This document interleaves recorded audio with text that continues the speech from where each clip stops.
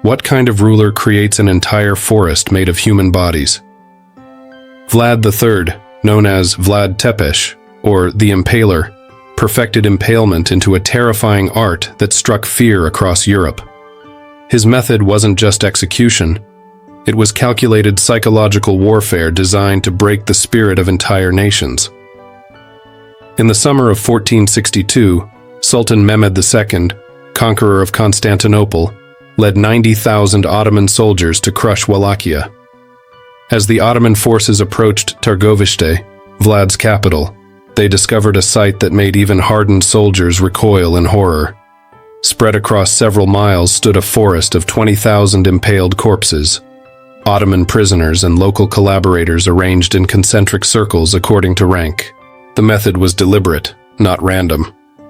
Vlad's executioners were trained in the precise technique of vertical impalement. Victims had sharpened stakes driven through their bodies, not to kill quickly, but to prolong suffering. The stakes were carefully inserted to avoid vital organs, then hoisted upright with the victim still alive.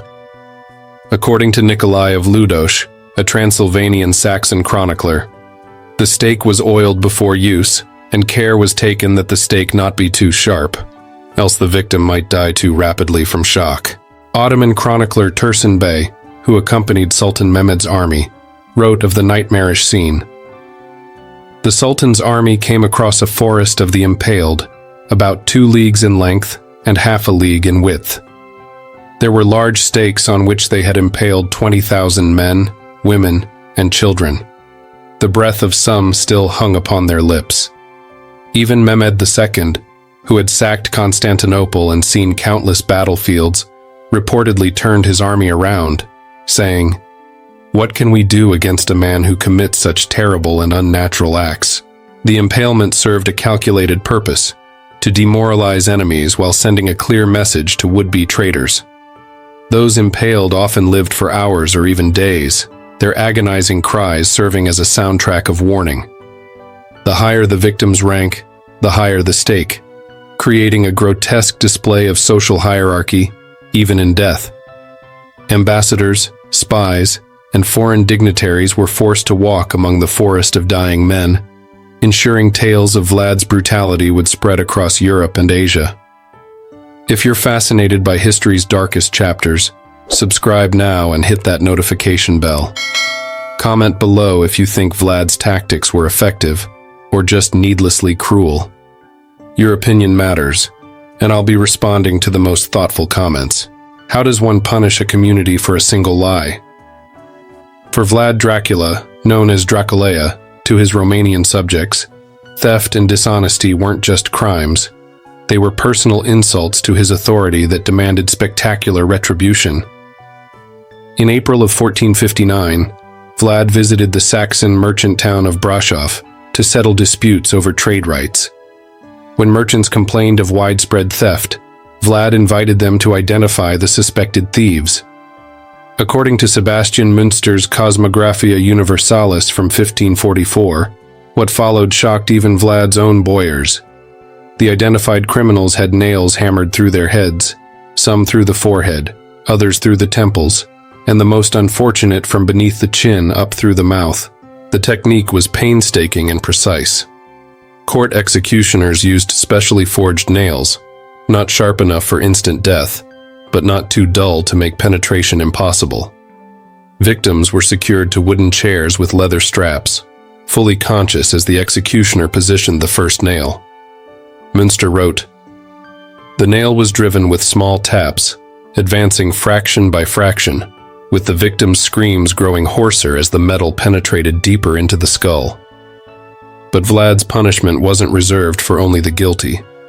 When a village failed to produce the culprit responsible for a crime, he might select a villager at random for the nail treatment, then another, and another, until someone confessed or betrayed their neighbor. Witnesses were forced to watch, unable to turn away or block their ears under threat of joining the condemned. Children were positioned at the front to ensure they understood the price of dishonesty. This method served multiple purposes: immediate punishment, deterrence, and information gathering. Victims rarely died immediately. Instead, they lingered in agony while being questioned further. If they revealed accomplices or additional crimes, those implicated would suffer the same fate while the confessor watched, still impaled by metal spikes. Even after death, bodies remained on display with the nails protruding from skulls, as a warning that nothing escaped Vlad's justice. What sound does a person make when their skin begins to peel away from muscle? Vlad III of Wallachia, known as Vlad Draculaea after his father's order of the dragon, Dracul, reserved a special punishment for those who betrayed his trust. A slow, methodical death in boiling water that removed every layer of dignity before claiming life itself. In the winter of 1457, just after securing his throne, Vlad invited 40 boyar families to an Easter feast at his palace in Targoviste. These were the elite nobles who had participated in the conspiracy that led to his father's assassination and his brother's burial alive. According to the Russian narrative known as the Tale of Dracula Voyevod, the feast began cordially until Vlad asked a simple question. How many rulers have you served in your lifetime? When the oldest admitted to serving multiple princes before him, Vlad's guards sealed the hall. The method was calculated for maximum terror. Large copper cauldrons were brought into the banquet hall and filled with water. Fires were lit beneath them as the nobles watched in growing horror. German pamphleteer Michel Beheim described what followed. The water was heated gradually, not to immediately kill, but to prolong the agony.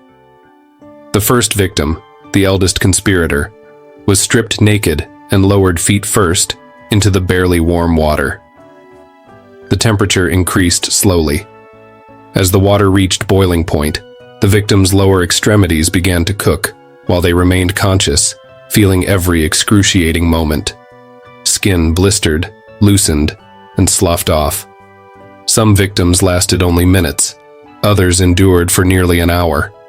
The boyars' wives and children were forced to serve the remaining guests, while their husbands and fathers died before their eyes. When the first victim expired, another took his place. By dawn, all 40 conspirators were dead, their flesh separated from bone. Vlad had the remains impaled on stakes outside the palace walls where they remained for months. The message was unmistakable. Betrayal would not only end in death, but in the most prolonged suffering imaginable.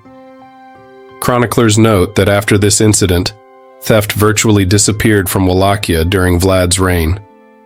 As one Romanian folk saying recorded during this period went, "In the time of Dracula, a golden cup could be left by the roadside, and none would dare touch it." This dark chapter of history reveals how fear can be weaponized. If you're finding this exploration of history's shadows valuable, subscribe now and join our community. Comment below with the torture method you find most psychologically effective, and why you think rulers like Vlad relied on such extreme measures. What breaks a man faster than hunger itself? Vlad III, known as Kazakh Bey, or the Impaler Lord by his Ottoman enemies, understood that forcing humans to violate fundamental taboos created a special kind of terror, one that destroyed the soul long before it claimed the body. In the autumn of 1460, Ottoman emissaries arrived at Vlad's court, refusing to remove their turbans in his presence, claiming religious custom. According to the Chronicle of Domenico da Firenze, Vlad responded not with immediate violence, but with a twisted form of respect for their dedication. "If you wish to keep your customs so faithfully," he told them, "I shall help you observe them forever." He ordered their turbans nailed to their heads with 3 long iron nails. But it was what followed that demonstrated Vlad's understanding of psychological torture. The surviving members of the diplomatic party were not killed immediately. Instead, they were imprisoned without food for 2 weeks. According to Russian manuscripts collected by historian A.D. Xenopol, on the 15th day, a feast was prepared in the prison chamber. The starving diplomats were presented with a meal of finely prepared meat in rich sauces. The technique was diabolically effective. As the famished prisoners ate ravenously, Vlad entered and asked if they enjoyed the meal. When they nodded, grateful for his apparent mercy, he revealed the truth. They had been eating the roasted and boiled flesh of their executed comrades. Hungarian chronicler Gaspar Heltai recorded that several of the diplomats immediately ran mad with grief and horror, while others simply vomited until they collapsed. Vlad watched their reactions carefully, studying how each man broke differently. Those who showed the most disgust were forced to continue eating until nothing remained on their plates. Those who became catatonic were slapped awake and forced to acknowledge what they had done. Court poet Michael Beheim wrote that Vlad asked them, "Is it not fitting that you feed on your brothers, who would have betrayed mine?" This method of torture, forcing victims to violate humanity's strongest taboos, left psychological scars deeper than any physical wound. Survivors were eventually released to return to Constantinople, their minds shattered, carrying tales of a ruler whose cruelty transcended physical pain. They became living testimonies to Vlad's message: "Cross me, and I will destroy not just your body, but everything that makes you human." How does one separate a person from their identity? Vlad Dracula, known as the Son of the Dragon for his membership in the Order of the Dragon, perfected the ancient punishment of flaying into a methodical process that transformed living people into unrecognizable spectacles of suffering. In 1462, after an unsuccessful siege against the fortified town of Giurgiu, Vlad blamed his failure on corrupt officials who had mismanaged military supplies. The German pamphlet Die Geschichte Dracula Wade describes how Vlad gathered the accused administrators in the town square. Instead of simple execution, he ordered his most skilled executioners to prepare their special knives, thin-bladed, flexible tools designed specifically for separating skin from flesh without causing immediate death. The method was precise and scientific. Beginning at the ankles, executioners made shallow incisions and carefully peeled back small sections of skin, working slowly upward. According to Italian diplomat Giovanni Maria Angiolello, who recorded accounts from witnesses, the skin was removed in one piece where possible, with particular care taken around the face, where the features were left intact so that the victim would remain recognizable. Water was periodically poured over exposed areas to increase sensitivity and prevent shock from mercifully ending the victim's suffering. Some victims survived for hours in this state, fully conscious as their protective covering was methodically removed. The psychological terror was magnified by forcing each victim to watch as those before them were transformed from human to raw flesh. The Slavic chronicle Skazani o Dracule Voivode describes how the removed skins were stretched on wooden frames beside their still-living owners, creating a grotesque mirror image that forced victims to confront their own unmaking. Vlad would often walk among the victims, questioning them about their corruption or asking if they were now ready to shed their dishonesty along with their skin. Those who confessed to additional crimes or implicated others weren't granted mercy. Instead, the process was simply slowed to prolong their agony. The flayed victims were finally displayed in the town center, their skinless bodies a visceral warning against betrayal or failure in Vlad's service. History's darkest chapters teach us about human nature. If you're gaining insight from this series, subscribe now and join our growing community of history enthusiasts. Comment below with your thoughts on how these medieval methods of control compare to propaganda and fear tactics used in modern times. What does it mean to lose yourself piece by piece? Vlad III, known as Vlad Dracula in Wallachian chronicles, devised a form of execution that didn't just end life. It systematically erased a person's humanity while preserving their awareness until the final moment. During the Christmas feast of 1459, Vlad received news that several Saxon merchants from Brasov had been smuggling weapons to his enemies. According to the testimony of Nicholas of Madrusa, papal legate to Hungary, Vlad didn't immediately execute the captured merchants. Instead, he ordered a special platform constructed in the courtyard of his Târgoviște residence, surrounded by dining tables for a feast. The method was methodical and theatrical. The condemned were secured to wooden boards, angled slightly so they could see their own bodies. Court surgeon Ion of Mediash, who had studied anatomy in Constantinople, directed the process. Hungarian chronicler István Szamosközi recorded, "The cutting began with extremities, fingers, toes, ears, removed joint by joint with small sharp knives heated in braziers to cauterize the wounds immediately, preventing blood loss and extending consciousness." Between each cut, the victim was given small amounts of a special tonic, a mixture of herbs and spirits that kept them alert and prevented merciful unconsciousness. The dining nobles were served course after course as the dismemberment progressed from peripheral to central. After fingers and toes came hands and feet, then forearms and lower legs, continuing inward. The Romanian codex, Chronica lui Radu Tempea, notes that some victims remained conscious through more than 50 separate amputations. Throughout the process, Vlad questioned the victims about their crimes, sometimes offering to end their suffering if they provided useful information. Even when they confessed, however, the process rarely stopped. It merely slowed to further extend their agony. Those watching were required to eat and drink merrily, showing no distress. Any noble who turned away or showed sympathy might find himself on the platform next. This performance of dismemberment served multiple purposes: intelligence gathering, entertainment for Vlad's court, and a powerful psychological message that under his rule, criminals wouldn't simply die, they would be unmade. As one Turkish prisoner reportedly told an Austrian diplomat, "Death would have been a blessing that the dragon withheld as skillfully as a miser withholds gold."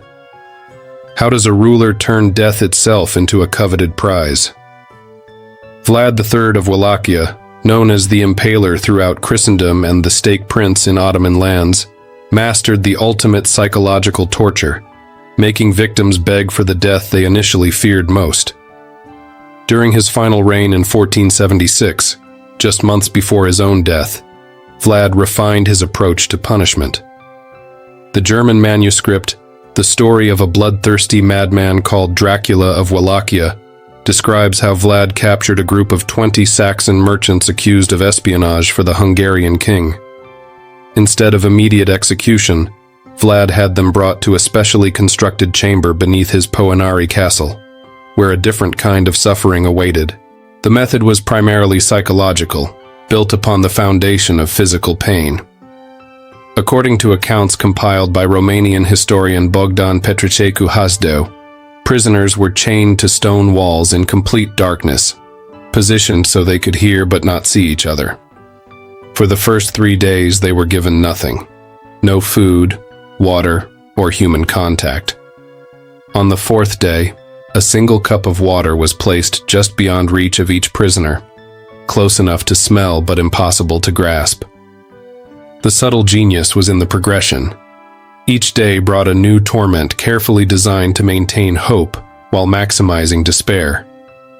Byzantine chronicler Leonikos Chalkokondyles wrote that on some days, the jailers would enter and select one prisoner apparently at random. The chosen one would be removed while the sounds of execution, screams, the thud of an axe, silence, were artificially created within earshot of those remaining. The selected prisoner was actually kept alive in another chamber, only to be returned days later with fabricated tales of paradise beyond death. Other psychological torments followed. Prisoners were told their families had been captured and faced the same fate unless they confessed. Some were given seemingly sympathetic guards who promised escape, only to betray them at the moment freedom seemed certain. Food was occasionally provided, but laced with bitter herbs that caused stomach cramps without providing nourishment. The Italian traveler Giovanni Maria Angiolello noted that some prisoners clawed at their own flesh, preferring physical pain to the emptiness of eternal waiting. By the 2nd month, most victims actively begged for impalement, the very death they had initially feared most. When Vlad finally granted their wish, they expressed gratitude. As one Saxon account concludes, they thanked the prince for his mercy as enthusiastically as drowning men, Thank those who pull them from the water. Their final moments on the stake were experienced not as punishment, but as release, the ultimate perversion of justice and mercy that demonstrated Vlad's complete dominance over both body and mind. If this journey through history's darkest corridors has given you new perspectives, please subscribe and share this video with others who appreciate unflinching historical truth. Comment below with which of Vlad's methods you found most disturbing, and whether you think his brutal reputation was earned or exaggerated by his enemies. History remembers those who leave a mark, whether through creation or destruction. As Romanian poet Mihai Eminescu wrote centuries later, "The forest of the impaled has long since returned to earth, but the shadow of the one who raised it still darkens our dreams."